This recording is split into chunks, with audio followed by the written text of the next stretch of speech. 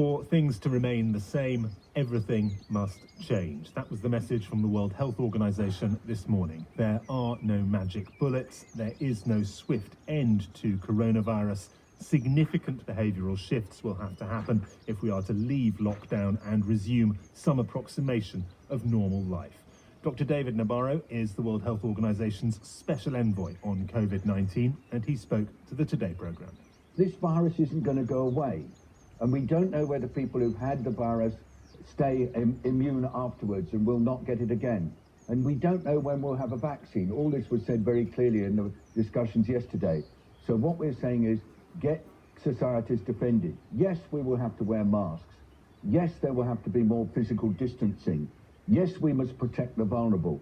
But most importantly, we must all learn how to interrupt transmission. It's a revolution. Well, Professor Susan Mickey is on the government's Behavioural Science Advisory Committee for COVID-19. She joins me. Good afternoon. Hello, speaking here as an independent expert. Oh, forgive me. Thank you very much indeed. How do we change the way that people live in the way that Dr. David Nabarro talked about there, whether it's from washing hands to social distancing to persuading people to self-isolate? How do you get them to do that? Well, I think there's two things going on. One is there's a lot of new behaviours that people will need to learn to adopt, and that's going to require different types of things.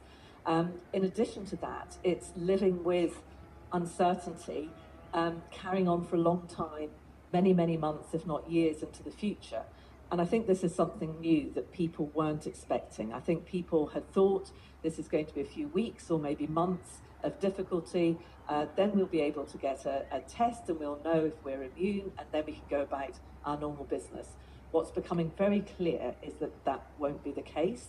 And so it'll be absolutely imperative that if we are to keep the number of deaths down, that people really do learn these very simple but actually difficult to adopt behaviours of not touching your eyes, nose and mouth, of washing your hands when you come in from buildings before eating and preparing food.